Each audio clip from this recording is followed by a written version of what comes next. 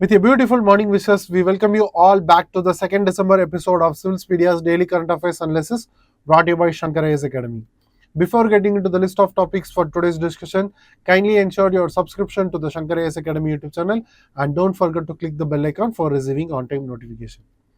And here are the list of topics for today's discussion. And the first topic is about the reason for the decline of Indus Valley Civilization claimed by the recent study. And the second topic is about the Great Nicobar Project site and its associated biodiversity. And the third topic is about Baikonur Cosmodrome seen recently in news. And the fourth topic is about the brief history of India's coffee production. And the fifth topic is Prelims Focus, where we discuss important current affairs from the UPSC Prelims point of view. This news article from the Indian Express is explaining about the recent research study which claimed to have found out the reason for the decline or collapse of Indus Valley Civilization. So with this news article, let's get to know more about the recent research study findings as well as the reason for the decline or collapse of Indus Valley Civilization. So the study was based on the paleoclimatic evidence of that region, and the study got published in the journal Communications, Earth and Environment of 2025, and the study uses the paleoclimatic data along with the combining of climatic models between 3000 to 1000 before Common Era, and the study was conducted on the background when the Indus Valley Civilization was at its peak. And between 2600 to 1900 before Common Era, the Indus Valley Civilization was considered as the highly urbanized civilization at that time. And what are the features associated with the Indus Valley Civilization? When it was at its peak, it got the pattern of grid-planned cities along with the strong foundational brick houses and multi-storied structures, and it got the facility of advanced drainage system along with the facility of flushing toilets, and it also has the diversified trade networks with the other civilizations nearby. And what was the key focus centers of the study was Indus Valley Civilization's Harappa region, Mohenjo-daro region, as well as Dholavira. And this Dholavira is an UNESCO's World Heritage Site, got recognized in the year of 2021. And what was the key findings that the recent research study revealed was the reason for the collapse of Indus Valley Civilization was due to the long recurrent droughts, which is not caused by a single catastrophic event, and the repeated long droughts over the centuries will lead to the decline or the gradual decline of Indus Valley Civilization. So what it is resulted in? It resulted in the drying of rivers and soil desiccation, which made the area or the region more arid, which led to the reduction in the agricultural productivity of that region, which made the people to have the resettlement to another location. And what was the climatic mechanism that got identified at that time of between the Indus Valley Civilization's earlier period, that is between 3000 to 2475 before Common Era, there will be a strong influence of monsoon due to the cooler Pacific tropical region, which is similar to the La Nina like conditions, which enable the settlement to got dense as well as the agriculture to got prevail over that region. And at this time only the settlement got expanded in between the Indus Valley Civilization.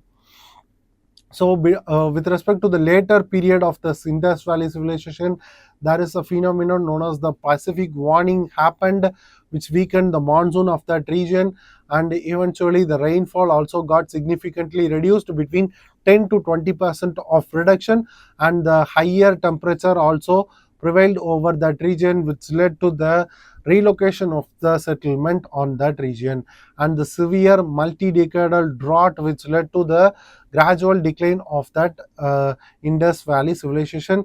And the four major droughts event has been identified with the Indus Valley Civilization at that time, which occurred between 2425 to 1400 before Common Era, and each drought has lasted around 85 years, which is more than 85 years. And the most severe drought is the third drought, which peaked in the year of 1733 before Common Era, which last around 164 years, which is considered to be the most severe drought. And what was the consequence of the series of droughts?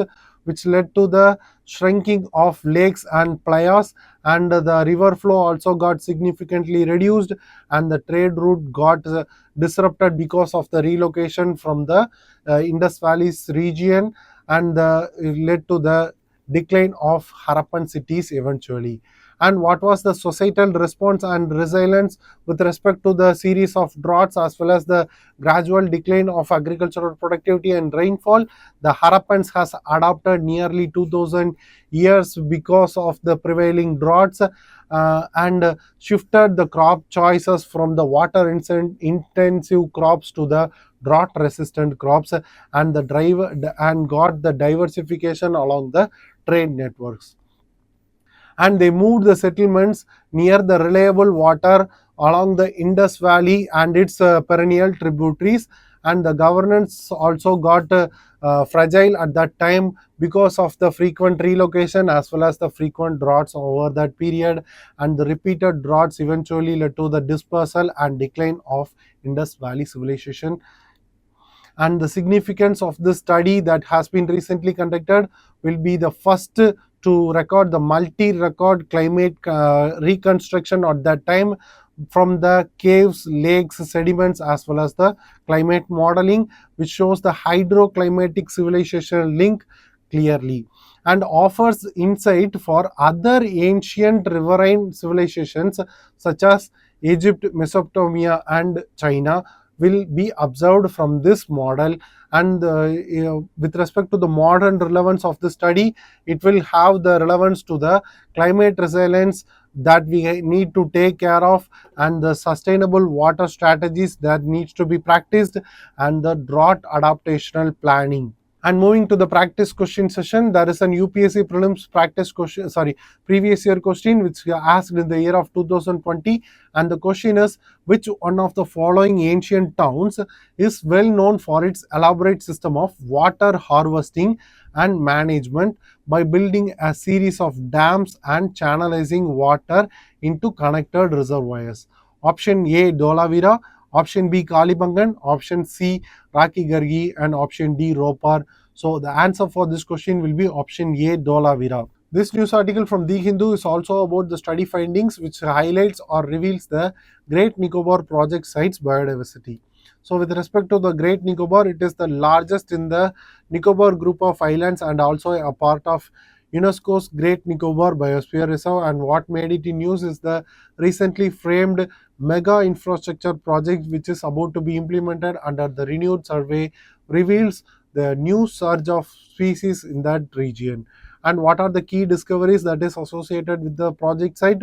The two major findings are, the first is the Lycodon irvini, which is a new wolf snake species got found in that region, along with the potential new crake species, which is a type of bird, or Rallina species, which is photographed only thrice in more than 10 years, which also add up to discovery of 40 other new species from the project site since 2021 to 25. And with respect to the Lycoda irvini, which is a type of full snake described in the Evolutionary Systematics Journal of 2025, which got published by the Pondicherry University, Max Planck Institute, and some naturalists. It has been named after Steve Irwin, who is a zookeeper and conservationist of from Australia. And this species has the very specific feature because it is very rare to be found in the nature and sharply restricted to the habitat range. And the IUCN status which got recommended for this species will be endangered because of its range variability and restricted range, along with the threat of that species. And moving to the next species is the possible new Great Nicobar crake, which is a type of bird which got published in the Indian Birds Journal and observed only thrice in more than 10 years, which has the distinctive morphological traits, which is possibly new species to the area of science. And the data has been deficient associated with this bird species, which is less known about the biology, distribution as well as the population of the species. And with respect to the Great Nicobar biodiversity, It contains more than 650 plant species or the floral species, and around 1800 and more faunal species, and 24% endemism in many animal groups has been prevailing over that region, and one of the India's finest remaining tropical rainforest can be experienced in that region. And regular discoveries has been occurring over this region, indicates high genetic variability and ecological diversity. And with respect to the conservation concern associated with this project site, the mega project area overlaps sensitive rainforest ecosystem which can disturb the biodiversity of that zone, and restricted range of species are highly vulnerable to this project, and the experts urge stronger protection and environmental scrutiny for implementing this project in that zone, and highlights the need for environmental impact assessment accuracy and habitat conservation, and to have light over the long term research will lead to the implementation of this project will lead to what costs will be also has to be addressed. And moving to the prelims practice question, the question is consider the following statements regarding Great Nicobar Island. And the first statement, the island is part of UNESCO's recognized biosphere reserve under the Man and the Biosphere program.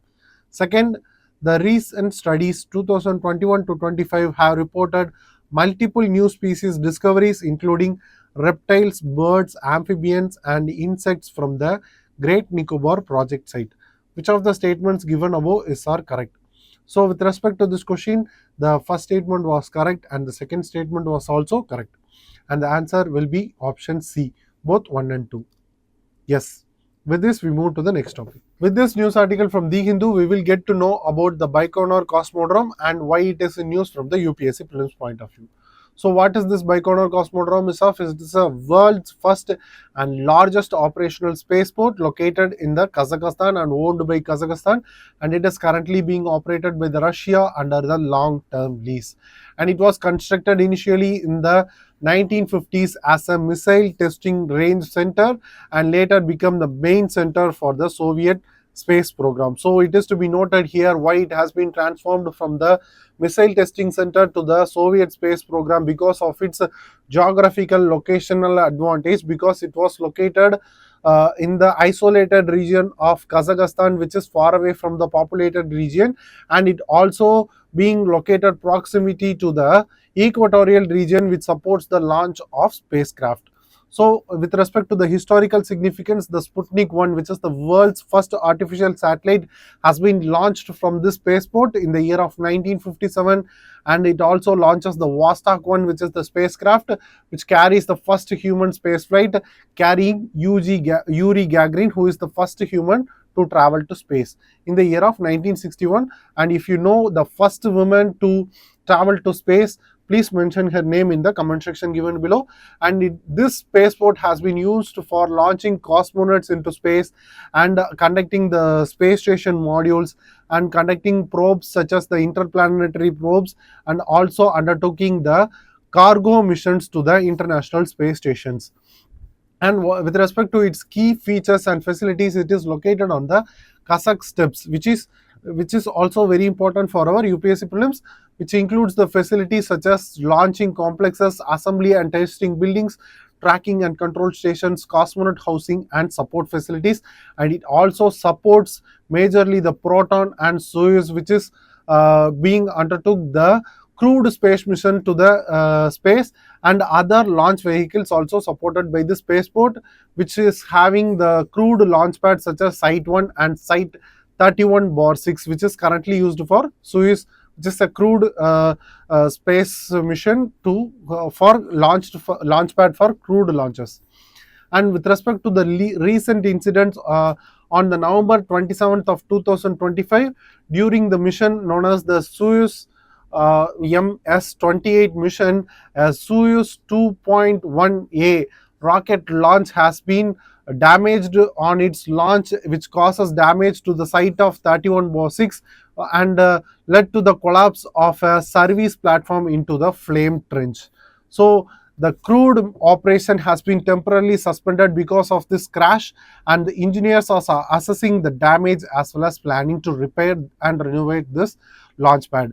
And there is also an historical incident associated with this spaceport known as the Nedelin catastrophe, which is also happened in the year of 1960, on which the R-16 missile has been exploded in the launch pad, and it is considered to be one of the world's worst space related disaster, causing multiple disaster and casualties, which historically estimated around the casualties number will be estimated around 70 to 120 and above. Moving to the prelims practice question with reference to the Baikonur Cosmodrome, consider the following statement. The first statement, Baikonur Cosmodrome is owned by Russia but leased to Kazakhstan. Statement 2, the world's first artificial satellite and the first human spaceflight were launched from Baikonur. Which of the statements given above is correct? So we can easily know that the first statement was incorrect because it was owned by Kazakhstan and not Russia. It was leased out to Russia in a long-term lease. So the first statement was incorrect and the second statement was correct, and the answer for question will be option B. So this Baikonur is originally a deceptive as well as the decoy name for the center, because it is to be put that name for misleading the foreign intelligence agencies. So it is also an important fact related to this news. Kindly note that, and the answer for this question will be option B. Yes. With this, we move to the next topic. Breathing Prosperity, India's coffee story from farm to global fame. So with this news article from the Press Information Bureau, it reveals about the India's brief history of coffee production which attained a global fame. So India's coffee journey has begun in the year of 1660s in the region of Babu Budan region, which has grown into significantly and attained a global success story today. And with respect to the India's coffee production, it will be the 7th largest coffee producer across the globe and produced around 3.6 lakhs tons of coffee production annually, and exports 70% of its coffee produce to 128 countries across the globe. And this coffee production also supports 2 billion people, which consist majorly of small farmers.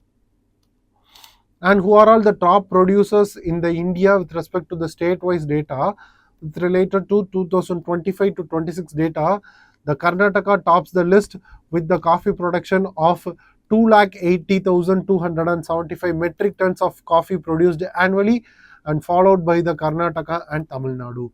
And Karnataka, Kerala and Tamil Nadu collectively and combinedly account for 96% of India's coffee production, which is very important statistical data with related to prelims as well as mains. And with respect to the India's coffee export quantity, the export value will be around US dollars of 1.8 billions in the financial year of 2024 to 25, which is a surge of 40% from the earlier US dollars trade of 1.29 billion. And with respect to the global export value, the global rank will be the 5th largest coffee exporter across the globe. India is the 5th largest coffee exporter, and the top destination or the market for the Indian coffee varieties will be majorly, for the first one will be the Italy, followed by the Germany, Belgium, Russia and UAE. And what are the coffee varieties that has been produced in the India with related to the geographical indication tagged coffee varieties? India has 5 regional geographical indicated coffee varieties such as Coorg Arabica, Wayanad Robusta, Chikmagalur Arabica, Arakku Valley Arabica and Babu Budan Giris Arabica. And the specialty GI coffees, which is being globally recognized by various countries, such as the Monsoon Malabar Robusta, got the specialty GI coffee, which is recognized by various nations. And what is this specialty coffees? India produces globally recognized specialty varieties such as Monsoon Malabar Arabica, Mysore Nuggets Extra Bold and Robusta Coffee Royale. And what we also has to note about the Koraput coffee, which is a tribal based high altitude coffee variety from Odisha, and it also won the two Fine Cup awards under the Know Your Copy program of 2024. And what are the policy measures and market outlook related to the coffee production? The GST has the value reduced, and the GST on coffee has extracts, essence, and instant coffee got reduced from 18% to 5% slab, and the expected impact of this GST reduction will be led to the 11 to 12% drop in the retail price and the higher domestic demand of the coffee varieties in India. And the trade arrangement with related to the coffee was India and UK comprehensive economic trade agreement, which provides duty free access for raw roast, ground, and instant coffee varieties in the United Kingdom market. And India economic free trade agreement and the trade agreement partnership agreement, zero duty on India coffee imports into Switzerland, Norway, and Iceland. And what are the future production goals associated with the coffee production? That the Coffee Board of India aims to scale the production of coffee to 9 lakh tons by the year of 2047, which is the attainment of Viksit Bharat vision of India. And with respect to the market projection, India's coffee market expected to grow at 8.9 percentage according to the compounded annual growth rate by the year of 2028. And what are the socio-economic impacts associated with the coffee production? That the livelihoods that supports the livelihoods of over 2 million people are depending over the production of coffee, mostly of small farmers, and the small holder farmers are depending over the coffee production, and 99% of the coffee holdings belong to the smallholder farmers, and they contribute around 70% of the India's total coffee production. So it is also very important data with related to the UPSC mains. And with respect to the Tribal Development Cooperative Corporation of India Limited, which is headed in the Odisha, which ensures fair pricing and financial inclusion for tribal farmers in the production of coffee, and manages the full value chain from procurement to marketing of the successful Koraput coffee brand. So, for the promotion of this Koraput coffee brand, the Odisha government tries to in and out to be managed by the tribal people, which will help them to elevate in the society, as well as got the recognition as well as remuneration from the coffee production. And moving to the mains practice question, the question is: India's record coffee exports and expanding specialty coffee segment highlights both economic potential and socio-economic ecological strengths. Discuss the key factors behind India's recent coffee production and export achievements, and evaluate their implication for smallholder farmers and rural development. And this is a 50 more question. We need to answer within the 250 words limit. So please take this question and post your answers in the comment section given below. We will evaluate and give the feedback in the comment section itself. With this, we move to the next topic. Coming to the prelims focus, and the first topic is about Operation Sagar Bandhu, a humanitarian assistance and disaster relief operation launched by India to assist Sri Lanka after Cyclone Ditwa causes devastation in that region. And the first relief consignment has been delivered by INS Vikrant and INS Udayagiri in Colombo. So with respect to this INS Vikrant, it is the first aircraft carrier being designed and built by India indigenously. And this operation has been also inclusive of C-130J aircraft, which carried 12 tons of humanitarian assistance and disaster relief equipments to Sri Lanka. And what made it more significant is that it reflects the India's neighborhood first policy and also the vision known as the Mahasagar Initiative of India.